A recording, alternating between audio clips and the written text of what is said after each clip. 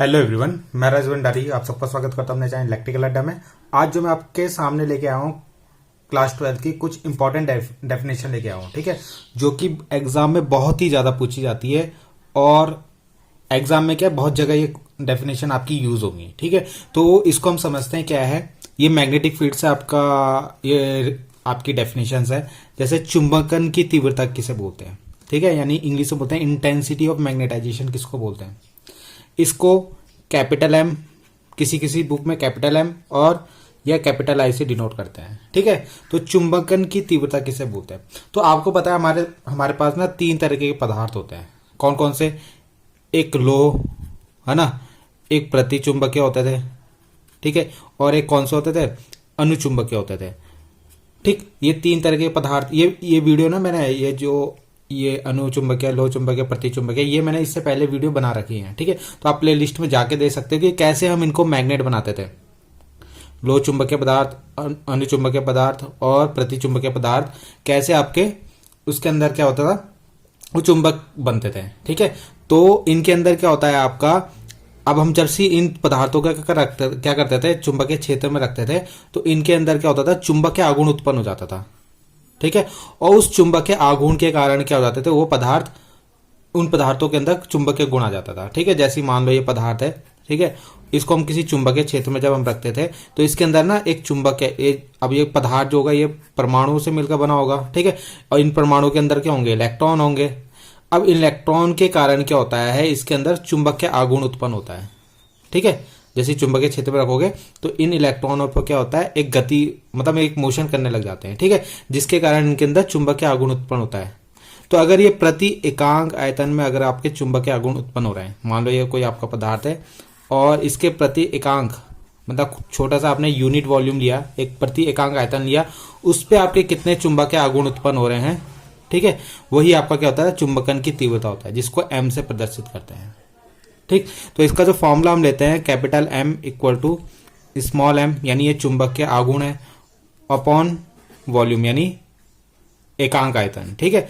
तो इसको जब हम इस तरीके से लिखते हैं तो ये चुंबकन की तीव्रता का फॉर्मूला हो जाता है, ठीक है। किसी कहीं कहीं पर आई भी होगा तो आई से भी डिनोट करते हैं इसको, आई लिखो या कैपिटल एम लिखो, small M upon V, small M यानी चुंबकीय आघूर्ण, ठीक है, और कहीं कहीं पे इसको कैपिटल एम लिखा होगा चुंबकीय आघूर्ण को, ठीक। तो ये अलग अलग बुक में अलग अलग तरीके से शो किया है।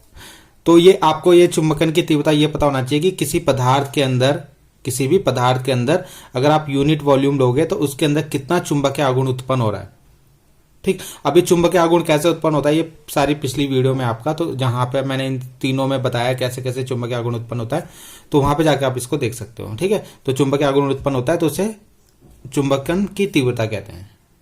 दूसरी डेफिनेशन जो है हमारा चुंबकन क्षेत्र, मैग्नेटाइजिंग फील्ड इंटेंसिटी, ठीक। अब जब कभी भी आप किसी चुंबकीय पदार्थ को, जैसे चुंबकीय पदार्थ है सपोज, ये चुंबकीय पदार्थ मतलब ये अणु या लोह या प्रति, इनमें से कोई सा भी, आप जब इसको क्या रखते हो, किसी चुंबकीय क्षेत्र में जब हम रखते हैं, ठीक है, बाह्य चुंबकीय क्षेत्र में जब हम इसको रखते हैं तो इसके अंदर भी इसके अंदर चुंबकीय आघूर्ण उत्पन्न होते हैं, ठीक है, चुंबकीय आघूर्ण उत्पन्न होते हैं।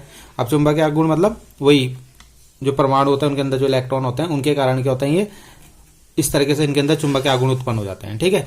अब वो चुंबकीय आघूर्ण के कारण क्या होता है, हाँ, जहां पे हम इसको रखते हैं ना उस क्षेत्र को, यानी जैसे मान लो मैंने इस चुंबकीय क्षेत्र में इसको, ये मान लो चुंबकीय क्षेत्र इसको यहां पे रखा हुआ है, ठीक। तो इस क्षेत्र को ही क्या बोलते हैं, चुंबकन क्षेत्र बोलते हैं, जहां पे हम इस पदार्थ को रखते हैं। इस चुंबकीय क्षेत्र में जहां पे हम इस पदार्थ को रखते हैं वही हमारा क्या होता है, चुंबकन क्षेत्र होता है। जब किसी चुंबकीय पदार्थ को चुंबकीय क्षेत्र में रखा जाता है तो उसमें चुंबकीय आघूर्ण पाया जाता है, जिसके कारण उसके भीतर का कुल चुंबकीय क्षेत्र है, ठीक है। तो यानी जहां पर हम इसको रखते हैं ना उस क्षेत्र को ही चुंबकीय क्षेत्र बोलते हैं, चुंबकन का क्षेत्र बोलते हैं, ठीक है। अगर हम यहाँ पे इसका फॉर्मूला देखें तो चुंबकन क्षेत्र का, तो इसको हम एच से प्रदर्शित करते हैं, सबसे पहले तो एच से प्रदर्शित करते हैं, ठीक है। तो इसका फॉर्मूला लेते हैं हम B naught upon mu naught. अब ये बी नॉट क्या होता है, बी नॉट होता है आपका निर्वात में चुंबकीय क्षेत्र, है ना, और म्यू नॉट क्या होता है आपका निर्वात में चुंबकशीलता। इन दोनों के अनुपात को ही क्या बोलते हैं हम, चुंबकन क्षेत्र बोलते हैं, ठीक है। अब इसके अंदर जो कुल चुंबकीय क्षेत्र यहाँ पे जो उत्पन्न होता है ना बी, अगर हम वो देखें तो वो किस किस के बराबर होता है, बी होता है आपका एम, यानी ये चुंबकन की तीव्रता, प्लस एच किसका, चुंबकीय क्षेत्र। इन दोनों के योग के बराबर होता है। ठीक है, इस चुंबकीय पदार्थ के अंदर जो चुंबकीय क्षेत्र जो बनेगा ना, या इसको हम एक और नाम बोलते हैं चुंबकीय फ्लक्स घनत्व, यानी बी को हम बोलते हैं चुंबकीय फ्लक्स घनत्व। ठीक है, तो वो किसके बराबर होता है, एम प्लस एच, जो इसके अंदर कुल बनता है, कुल चुंबकीय क्षेत्र जो इसके अंदर बनता है ना पदार्थ के अंदर। अब आपको बताया जब हम इस पदार्थ को चुंबकीय क्षेत्र में रखेंगे तो ये चुंबक बनेगा। क्या बनेगा, चुंबक बनेगा। तो वो किसके बराबर होता है, एम प्लस एच, यानी जो आपका चुंबकन की तीव्रता और चुंबकीय क्षेत्र, चुंबकन क्षेत्र, उन दोनों के योग के बराबर होता है। ठीक है, तीसरी डेफिनेशन देखते हैं, चुंबकीय प्रवृत्ति क्या होती है। ठीक है, यानी कोई पदार्थ कितनी आसानी से चुंबकित हो सकता है। अब जैसे मैं अगर बात करूं एल्यूमिनियम और आयरन, तो आपको पता है आयरन वाला जो होता है जल्दी चुंबकीय पदार्थ बन जाता है, मतलब जल्दी चुंबकित हो जाता है। तो है तो दोनों ही चुंबकीय पदार्थ, मगर ये जल्दी चुंबकित हो जाते हैं, यानी जल्दी से मैग्नेट बन जाता है, ये नहीं बनता। ठीक, तो जो पदार्थ जितनी आसानी से चुंबकित हो सकता है उसकी प्रवृत्ति उतनी ज्यादा होती है, यानी वो उतना अच्छा क्या है, चुंबकीय पदार्थ होता है आपका। ठीक है, यानी ये एक तरीके का गुण है, चुंबकीय प्रवृत्ति क्या एक गुण है आपका। ठीक है, गुण से हम पहचानते हैं कि जैसा मैंने बताया आयरन ये जल्दी चुंबकित हो सकता है, तो इसकी प्रवृत्ति क्या है, ज्यादा है। ठीक है, और इस एल्यूमिनियम की क्या है, Fe के कंपेयर में थोड़ा कम है। तो हमें ये बताता है कि प्रवृत्ति ये बताती है कि कौन सा ज्यादा अच्छा चुंबकित हो सकता है। तो यहाँ पे जो है Fe ज्यादा अच्छे तरीके से चुंबकित हो सकता है, इसकी चुंबकीय प्रवृत्ति क्या होगी, ज्यादा होगी। अगर हम चुंबकीय प्रवृत्ति निकाले तो ये होता है M समानुपाती होता है H के। ठीक है, और जैसे हम समानुपाती का साइन हटाते हैं ना, तो एक यहाँ पे एक साइन लेते हैं, जिसको इस साइन को ही हम चुंबकीय प्रवृत्ति बोलते हैं। H अगर हम M की इसको हम बोलते हैं काई, क्या बोलते हैं, काई। ठीक है, तो काई की वैल्यू निकाले तो M/H। अब इस काई को ही बोलते हैं हम चुंबकीय प्रवृत्ति। ठीक है, तो ये इसका फॉर्मूला हो गया आपका चुंबकीय प्रवृत्ति का। ठीक, अब देखते हैं नेक्स्ट देखते हैं चुंबकशीलता। ठीक है, जिसको म्यू से प्रदर्शित करते हैं। अब चुंबकशीलता क्या बताती है, चुंबकशीलता ये बताती है कि अब जैसे अगर मान लो कोई आपका चुंबकीय क्षेत्र है, ठीक है, ये चुंबकीय बल रेखाएं हैं, चुंबकीय क्षेत्र मतलब चुंबकीय बल रेखाएं जा रही है आपकी बी। अब अगर हम इसमें कोई चुंबकीय पदार्थ को रखते हैं, मान लो कोई सा भी पदार्थ हमने रखा, तो उससे कितनी ज्यादा उसके अंदर से चुंबकीय बल रेखाएं गुजर रही है या गुजर सकती हैं, वो हमें बताता है चुंबकशीलता।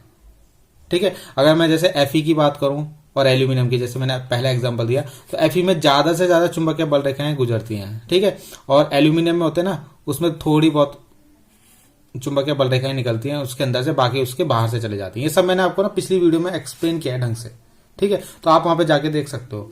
तो चुंबकशीलता में यह बताती है कि किसी पदार्थ से कितनी चुंबकीय बल रेखाएं पार हो सकती है। ठीक है, तो अगर हम इसे म्यू का फॉर्मूला देखें तो म्यू इक्वल टू होता है यहाँ पे B/H।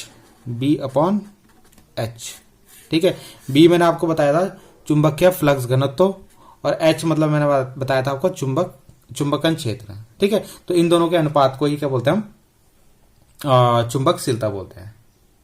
ठीक है, तो आई होप आपको ये वीडियो समझ में आई होगी। इसमें मैंने आपको थोड़ा बहुत क्या जो डेफिनेशन थी, 3-4 डेफिनेशन, वो आपको समझा दी अच्छे से। तो अगर कोई भी दिक्कत हो प्लीज कमेंट कीजिएगा। Thank you.